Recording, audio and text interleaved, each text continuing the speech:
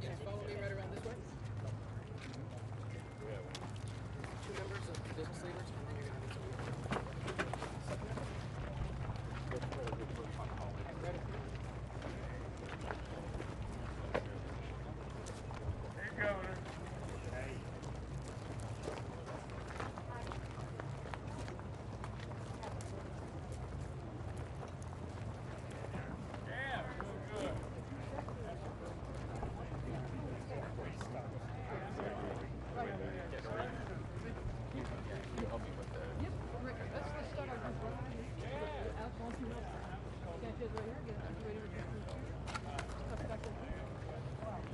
My peeps.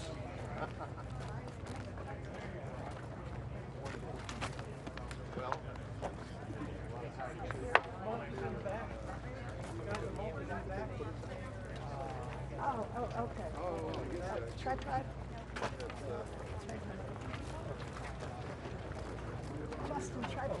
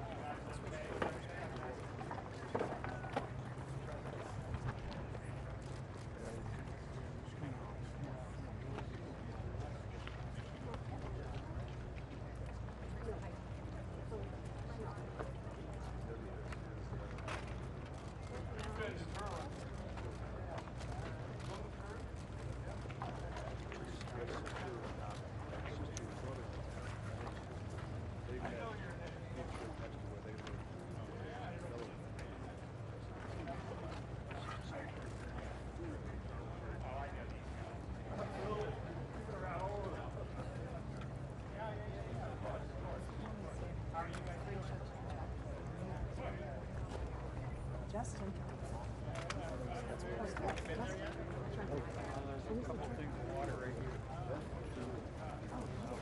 That's all right. Wet. Yeah. Cold is in a. Cold is like four-wheel drive and truck. Two-wheel drive.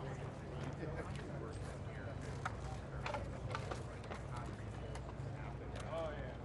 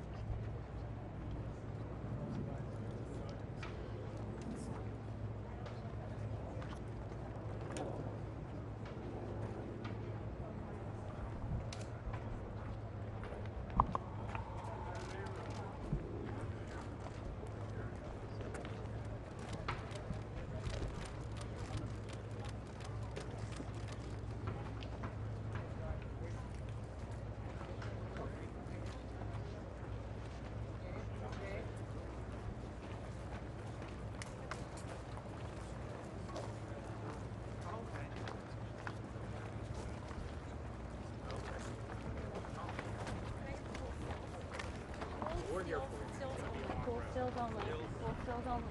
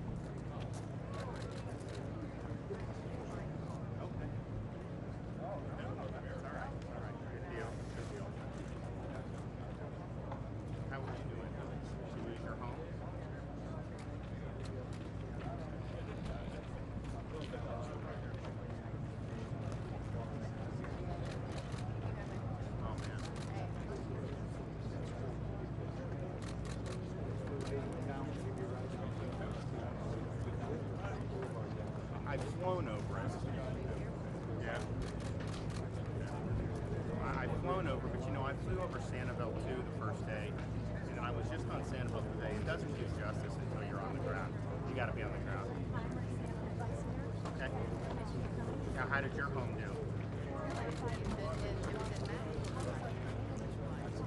You did? Oh, you did? You lost yours too? How you hanging in there?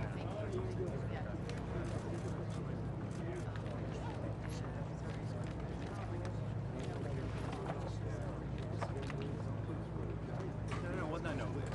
Or somebody, you need a big contractor, if not them. I was just, bureaucracy there, so it's like whatever. But yeah, so we have 100% reimbursement. It just got extended to 60 days. So just get these companies to work. We'll take care of this. We'll get it done one way or another. So as soon as they're allowed with search and rescue, get the debris out. We talked to the FDL president. This infrastructure for power is better than people thought. They have work to do. It's doable.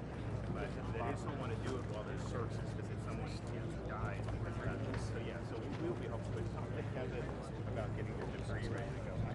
You guys need to do that. How are you? It's so good to see you. Okay. They're both good. They're both good. Yes, we are here with everything that you need, and we're raising money into the fund. You know, they'll understand. They understand. And if they don't now, they will later. So, you know, yeah.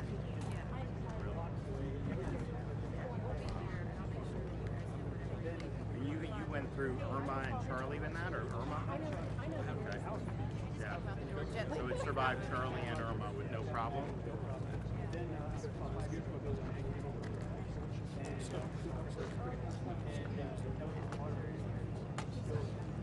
Tell you what, those buildings, it's been incredible to watch it. Yeah, you've done some places like Pine Island, new construction. You know, there was a store right next to it, maybe open, and it's like, it makes a difference.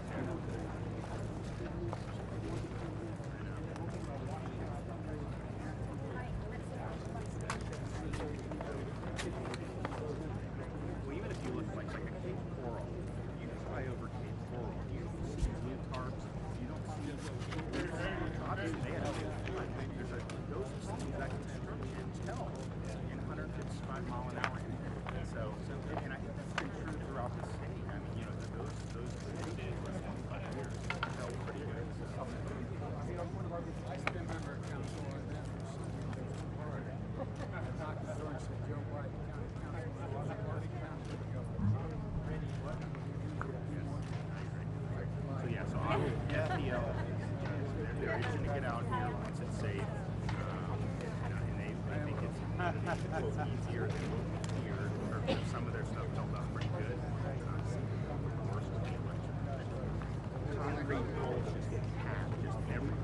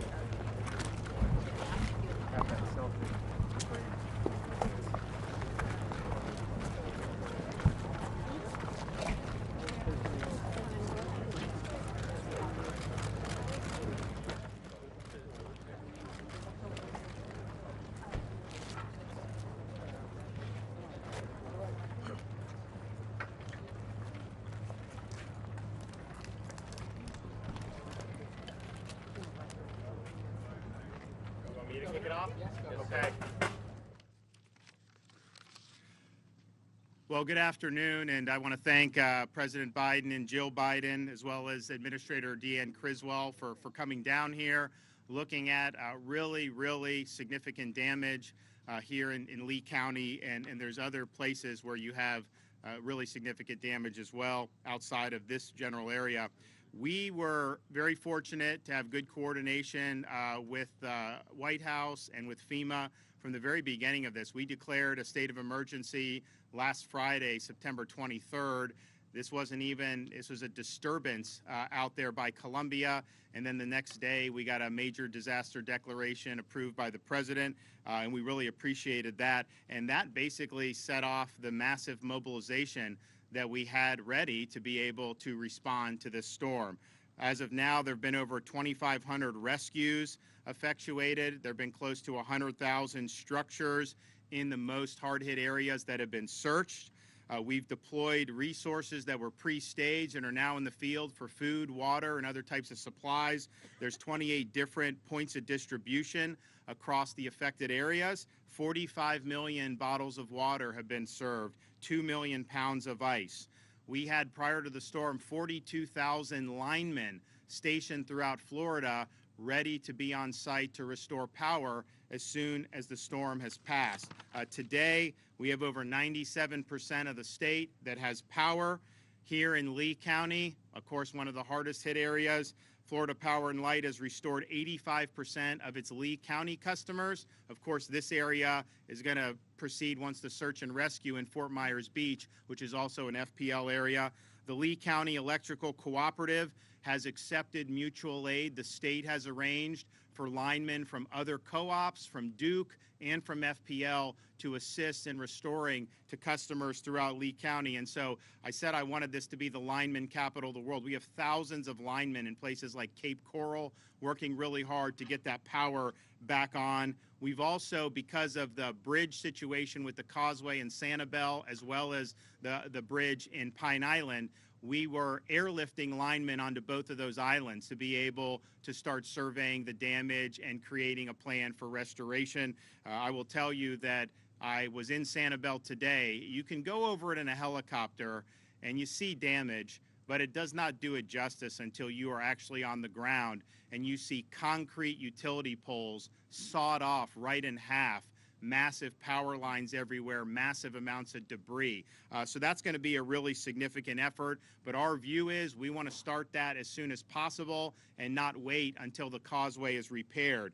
Charlotte County, FPL estimates full restoration very soon. We've deployed 375 Starlink internet devices that Elon Musk has provided. He's repositioned their satellites. We now have internet at all the pods, all the EOCs, all the key places, and also some places throughout the communities. Our Florida Department of Transportation has cleared 5,000 miles of roadway. And when Pine Island was severed from the mainland, we went out and met with those folks on Friday of last week.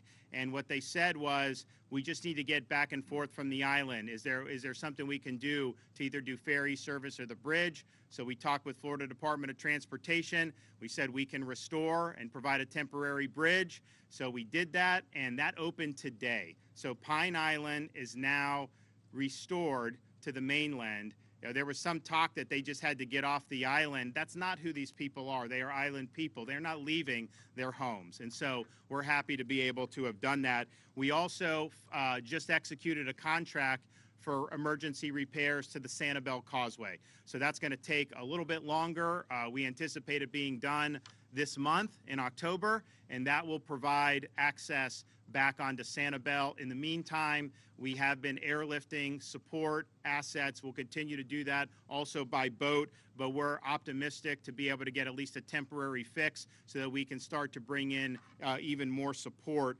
And flowing from that is our Division of Emergency Management has put command and control elements in all the barrier islands. So Sanibel now has a C2 element right there. They don't have to worry about going to the county or the state. They're there, and they are going to be effectuating those operations. And so major reconstruction of the power in Sanibel is going to be necessary, and massive amount of debris removal Here, of course, you see, but certainly in Sanibel, really, really significant. And I want to thank the administration has approved now 60 days of 100% reimbursement for debris removal. You have some of these communities here, their bill for debris removal will likely be more than their annual budgets. And so this is really, really significant help. So we thank them for doing that.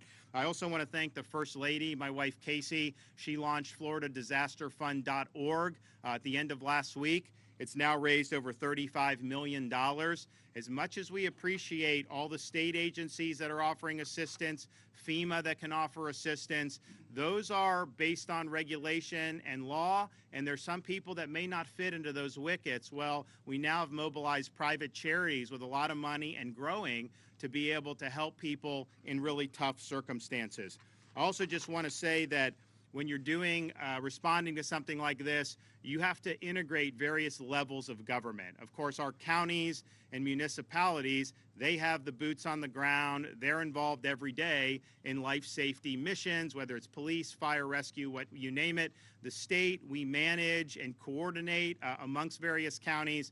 And then, of course, the federal government, FEMA, providing support. And I think we've worked as well across state, local, and federal of any disaster that I've seen. And so I want to thank Administrator Criswell from FEMA for being on the ground, being supportive, and being very responsive. I think one of the things that you're seeing in this response, we are cutting through the bureaucracy. We are cutting through the red tape, and that's from local government, state government, all the way up to the president. So we appreciate the team effort. This is something that is you know, these storms come, they're on the horizon, you kind of project, hey, it could be really bad. Oftentimes it doesn't necessarily get to that level. Well, this was the full Monty. I mean, the storm surge that you saw through here met the expectations, the highest expectations, and you've seen what significant damage that can do. So I'm just thankful that everyone's banded together. We've got a lot of work to do here, but I'll tell you, the spirit of the people of this state and Southwest Florida has been phenomenal. When I'm meeting with people that have lost everything, that are 85, 90 years old in shelters, and all they can do is thank the Red Cross, the fire, the state, FEMA, for all the support, that shows you some of these folks. They are thankful that they have so many people that are there supporting, and that's really, you only get there if it's a team effort. So, Mr. President, welcome to Florida. We appreciate working together across various levels of government, and the floor is yours.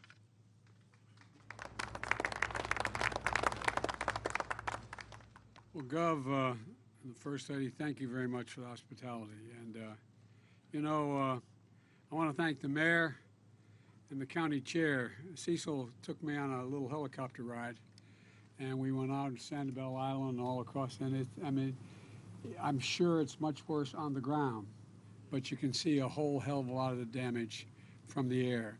And you can imagine, because unfortunately, I've been to a lot of disaster areas in the last couple months, last 6 months.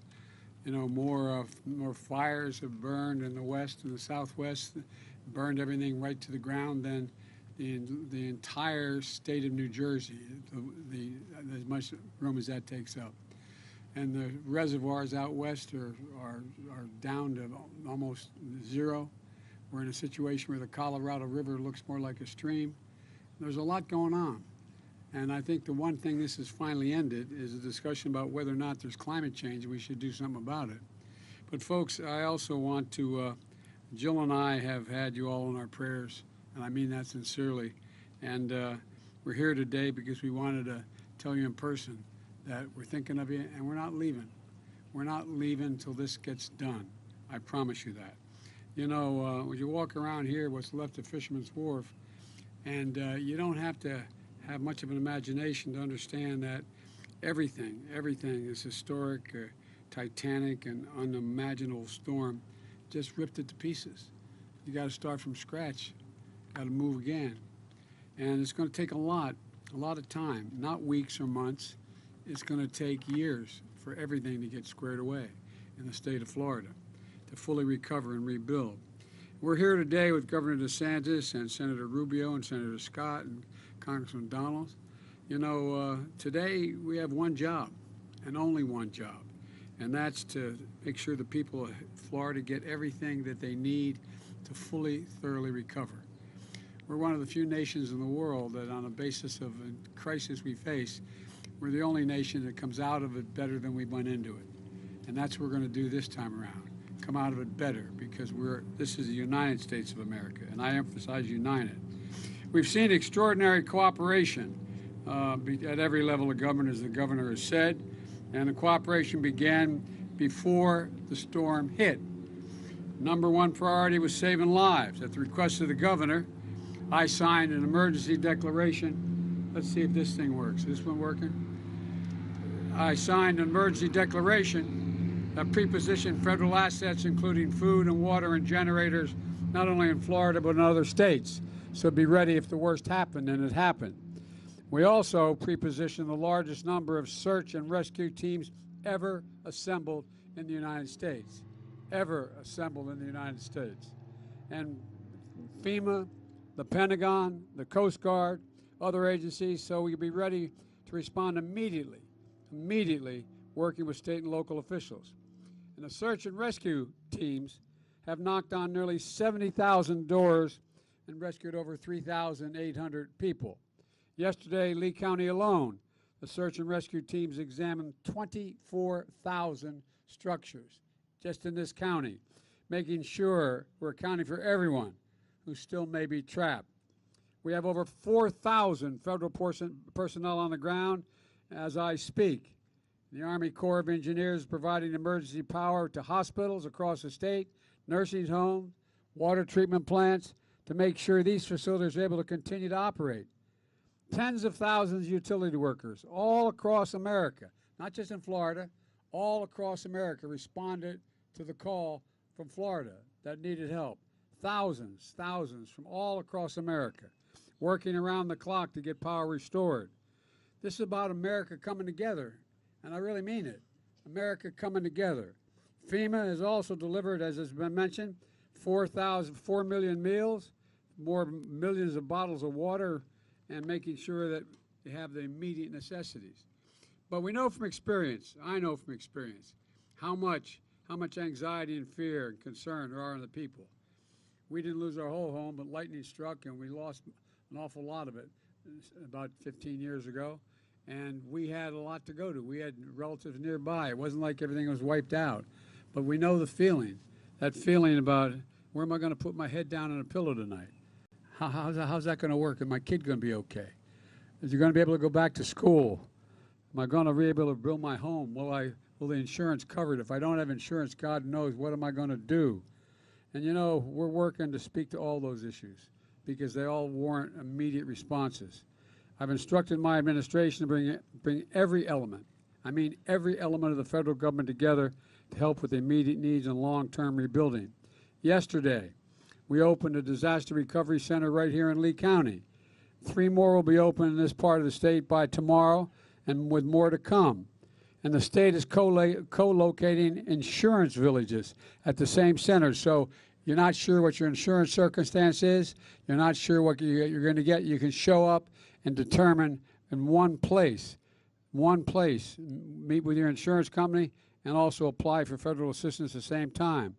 From FEMA to Small Business Administration to the Department of Housing and Urban Development, there are many ways we can help, and we've already started. Already, 200,000 Floridians, 200,000 families, I should say, have registered for urgent assistance, like buying food, getting their prescriptions, and clothing, basics. And how many of you lost your businesses? Well, insurance may not cover everything, may not cover the full cost. So we're in a position, some of the folks are going to have lost their homes as well. And the question is you have insurance and we'll cover the cost. Well, I directed the Small Business Administration to speed up the processing of low-interest disaster loans that can provide up to $2 million for small businesses and nonprofits, and additional money for lost income, and $200,000 for homeowners to close the gap between what insurance won't cover and what their needs are. And that's in around 1.5% interest rate. And folks, look, yesterday the state asked me and we immediately agreed to activate our hotel program. So individuals who need hotel rooms won't have to pay for anything. I know there's not many around here, but they can go to the nearest hotel and not have to worry about paying anything and just have the coverage.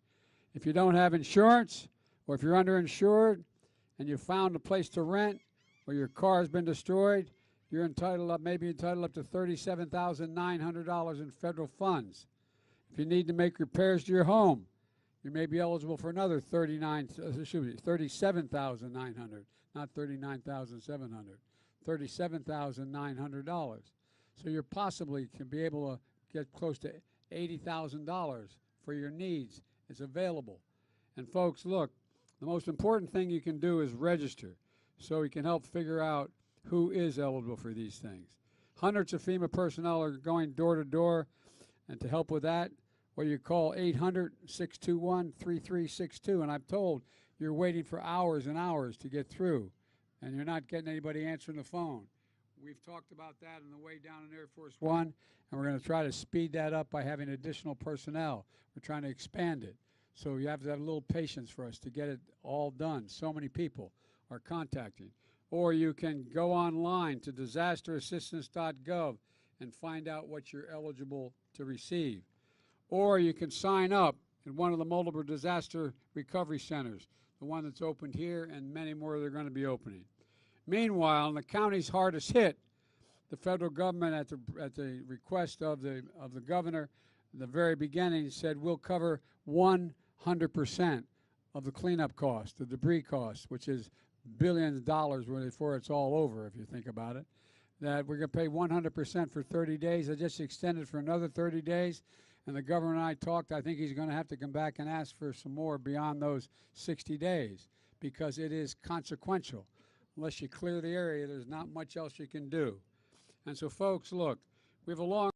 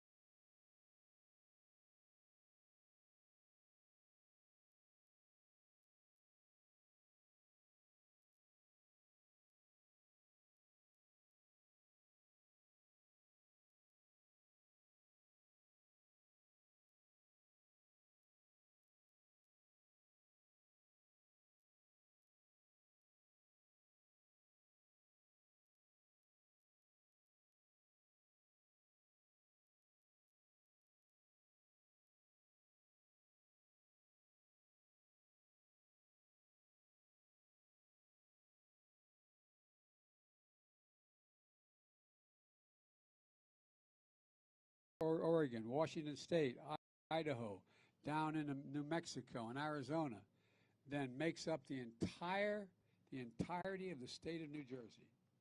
To the ground, gone, gone. And so the thing I plead with you to do, and I'm sure you will, we're going to get you all through this. You're going to get, because of the grit of all of you. But when you get it done, this is the United States of America. We're all in this together. Thank you.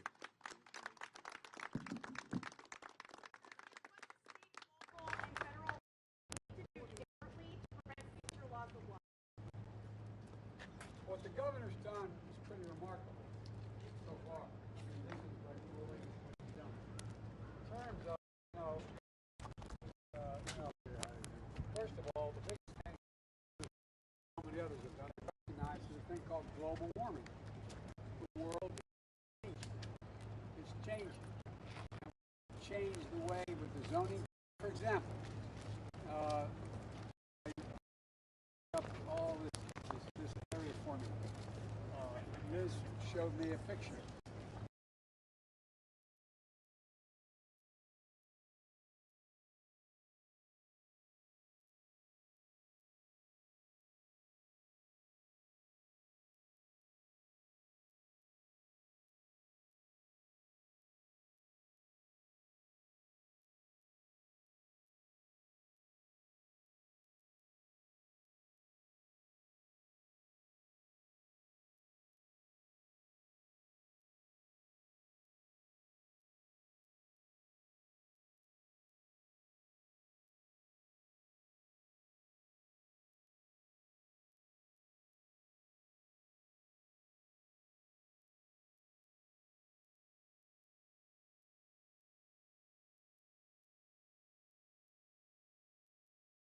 We're going to have to ask, should we rebuild in this spot or that spot? Will it be able to withstand what's likely to come again? That's a local decision. Mr. President, how is Governor DeSantis handled this recovery? We have to go. He's answering.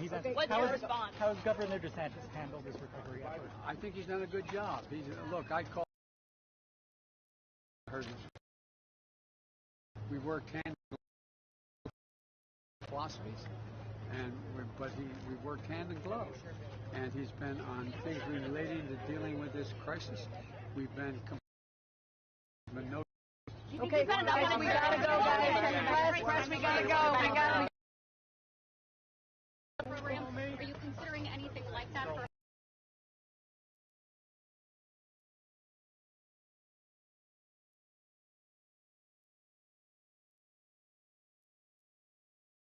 Because of flooding and hurricanes and the like. The insurance industry is being very stretched. We're going to have to take a hard look at whether or not the insurance industry can be sustained. All right, guys.